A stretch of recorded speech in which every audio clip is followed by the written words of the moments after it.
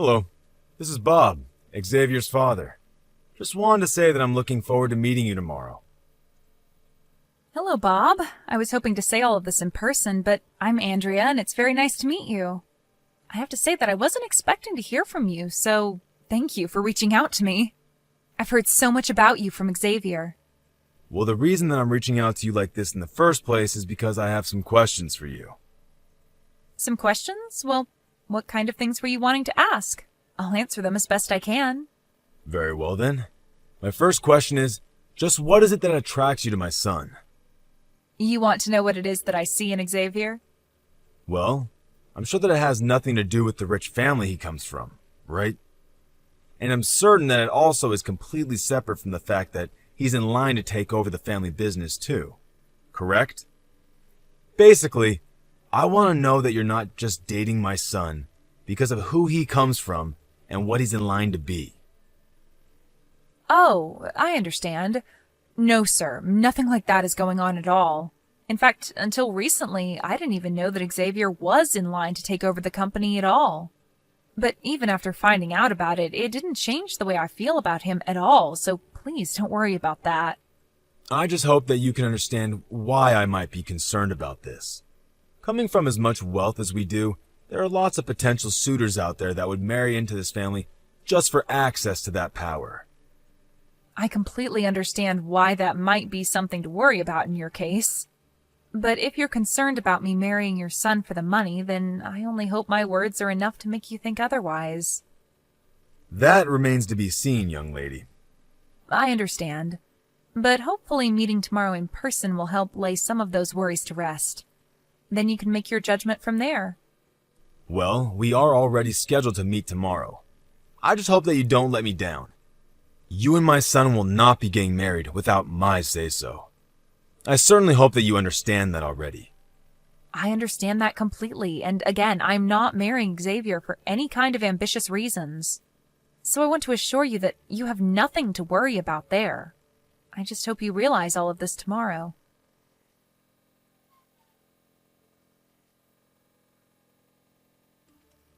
So, tomorrow you're finally going to meet your fiancé's family, right? How are you feeling? Are you nervous or excited? Both? Hey, Mac. Thanks for always checking in on me. It really does mean a lot. Ha ha ha. I take that response to mean that someone must be a little nervous, right? I actually just finished talking with Xavier's dad for a bit. I had no idea that his family would take this thing so seriously. Well, it is their son getting married. Or do you mean take it seriously in another way? Well, I know that Xavier's family run a business and all, but I feel like I'm getting ready for a job interview rather than just meeting my future in-laws. It isn't like I don't get where they're coming from, but I just wish his dad was a little less intense about all of this. Right. Yeah, I was wondering about that. I looked into them a bit, and they're quite new to having money, so I'm sure they're extra guarded about who they let in. Oh, don't you go justifying all of this for them now, too. That's just making me feel more pressure about all of this. I'm sorry, but it seems like there is a bit of pressure on you already. I mean, do you think they're going to ask about your family? I just hope that once they understand who your dad is, that this solves everything. I certainly hope so, but more than that, I want them to like me for who I am. I don't want to be relying on my dad for everything, especially not who I can marry. I know what you mean. But to people like Xavier's dad, I bet these kinds of things are as much business as they are personal. Well, you're probably right about that, to be honest. Well, let me know if anything happens. Just don't forget that you do have people in your corner who want to be there for you. Thanks a lot, Mac. That is really nice to hear. For now, just keep your fingers crossed that everything goes well for me tomorrow.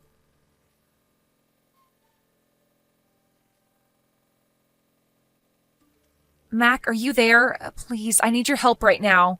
Wow. Andrea, is everything okay? Can you talk on the phone right now? What's the matter? I'm on my way to the hospital right now. I want you to meet me there, and I want you to represent me as my lawyer.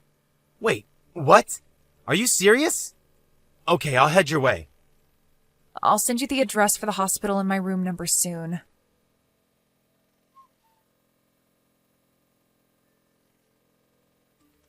I knew it. I knew that you were poor this whole time. And yet you had the nerve to try and get near my son? Just who do you think you are, huh? Did you really think I would let you waltz into this family? Do you have any idea what it is that you've just done? What are you talking about? I mean, you do realize that you assaulted me, right? You invited me over to meet you as your son's fiancé, and then you hit me right in the face? And just what else was I supposed to do when I found out that you were raised by a single father? Did you think that I was just going to not hit you in the face for that? Did you think I was just going to hand over Xavier to you? No, I knew that I would have to break up your marriage right then. I still can't believe it. I've never seen anyone just act out the way that you did. If you just wanted Xavier and I to not get married, you should have said something. You didn't need to hit me. And just why do you think you deserve a say in any of this? You're nobody who tried to get out of poverty the easy way by marrying into money. I know that you were only ever with my son because of who his family is. Did you really think that I would be so stupid as to not realize that? If you don't like me, that's fine. And if you don't want me to marry your son, that's fine too. And just what was your dad thinking? He's a bit crazy too, isn't he? What are you talking about? I mean, shouldn't he have tried to talk you out of this? You would think that at least your dad would be smart enough to know his place. And just why would my father try and talk me out of marrying your son? If your dad couldn't go to the bare minimum of trying to talk sense into his daughter, then I think I'm starting to get a really clear picture of just how stupid the both of you are. So punching me in the face wasn't enough? You're still going to run your mouth and talk bad about my father? I'm sorry, but that just makes me angry. Do you think I care at all about how some poor little nobody feels about what I do? I'm rich. I run my own business. Pissing little peons like you off is all just part of my job. Oh, yes. I'm sure that you and I live in completely different worlds, the likes of which I could never understand. And I guess living in that world led you to act in ways that only make sense to you. But I'm afraid that you are going to regret this, Bob. And just what is some girl raised by a poor single father going to be able to do to me? I already hit you in the face, so why can't you just get out of here? Maybe you don't know this, but my father is an important real estate mogul. Yeah, right. In your dreams. You don't have to believe me if you don't want, but I've already told my dad all about what happened between us. Your company doesn't have much longer now. Oh, really? You're still going to try and pretend like I believe this little lie of yours? You and your father are both nobodies who can do nothing to affect me in the slightest. And just what do you have against people who were raised by single parents anyway, huh? My mother died when I was very little, and I know that my dad poured his heart and soul into raising me right. In fact, I think that my father is a much better man than you could ever hope to be. And just what is that supposed to mean, huh? You might think that I'm poor just because I only had one parent. But that parent started his own business, watched it grow, and is now one of the most powerful real estate people in the state. Surely you've heard of Carl Reeves, right? Well, he's my father, and if I'm not mistaken, one of your most important clients. Enough already. This joke wasn't funny the first time, but now I'm getting sick of it. You and Carl Reeves are not related, and it's astounding to me that you think I would ever fall for that. In fact, I want to know just how you even knew we're business partners in the first place. You must have done your homework, huh? And just what would I have to gain from lying to you about this? I've already agreed to break up with your son when I thought we would be getting married.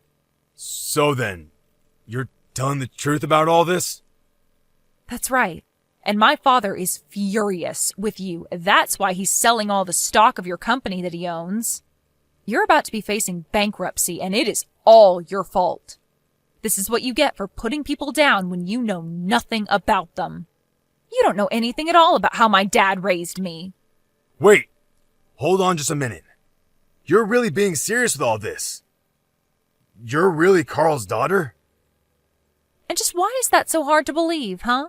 You seriously need to get over yourself and learn not to judge based on appearance. I was so close to marrying your son, and it would have brought your and my father's company closer together, but now none of that is happening. It was too easy for my father to cancel his contracts with a tiny company like yours. He has 1,000 other companies who would all love to take your place. I told you not to worry about me being after your family's money, and now you know why. My family always had way more money than yours ever did. Wait, no, this can't be happening. Well, if what you're telling me is true, then I'm so sorry for the way I acted. But it's clear now that this was all just one big misunderstanding. I hope you can forgive me. Oh, just shut up. It is way too late for any of that now.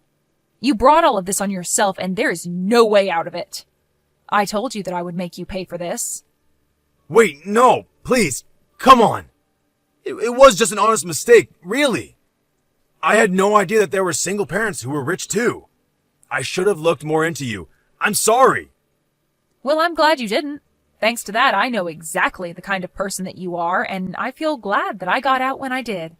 In fact, if you knew who I really was, you probably would have been eager to have your son marry me so that you could have my family's money. But, please, you have to forgive me. I'll even let you marry Xavier. Do you really think that's what I want now? What do you mean? I mean that I don't want to marry your son any more than I want to keep talking to you. Besides, the engagement has already been called off. And if you think that anyone, including me, is going to want me to stay with the man whose father punched me in the face, you've got another thing coming. Maybe next time you should do a little homework before you act out like that. But that's all that I really have to say to you now. Please, no! I made a mistake and I'm really sorry for it. I didn't mean for any of this to happen at all. Can't we just go back to the way things were? That's not going to happen. I am never going to give Xavier a second chance again. And I already have a close friend of mine who's a lawyer looking into suing you for assaulting me. Wait, no. You can't be serious. Oh, I am. And soon your company and your life will both come crumbling down around you. But you can't do all of this. Please, you have to forgive me. I'm begging you here. And I am telling you that it's way too late for any of this. You hit me in the face and sent me to the hospital. I'm here getting looked at right now, in fact. But I didn't even hit you that hard. Surely you're just over-exaggerating. We'll see who's over-exaggerating in court now, won't we? But I'm sure any jury is just so eager to pardon a man who punched a lady in the face. You're through, you pathetic pig. Even Xavier tried coming to me to apologize and said that he never wanted to talk to you again. Wait, why would he say something like that? Doesn't he know I was just trying to protect the family? To him, you were doing nothing but finding excuses for your own violent behavior. But then I'll have nothing. No business, no money, no family. What am I supposed to do? You did this to yourself, Bob. You hit me in the face to try and prove a point, but you were never going to get away with this. Even if I wasn't rich, thanks to my dad, you're still not above the law, and you can't just assault people for being poor. But that doesn't mean you have to sue me. I learned my lesson, and it'll never, ever, ever happen again. Isn't that enough for you? I'm afraid it won't be enough until I see everything that made you into the person who thought you could treat other people like that, stripped away from you. You need to remember what it's like to be one of the common people, and I will see that that happens. See you in court, Bob.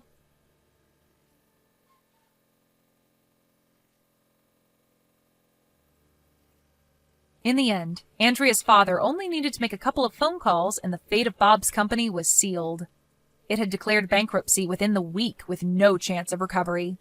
Bob was left by his wife and Xavier was still refusing to talk to him. When Bob had his day in court, he had it all alone. After the trial was done, my dad swooped in and bought Bob's defunct business, breathing new life into it and saving it from closing down. My dad installed himself as the head of the company as his own way of getting back at Bob. Although it's fair to say that Bob brought all of this upon himself and has no one to blame but himself.